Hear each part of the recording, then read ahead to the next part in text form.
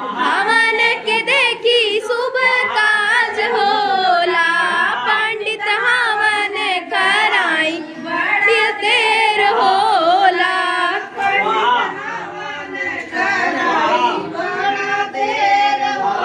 हवन कराई बड़ा देर होला।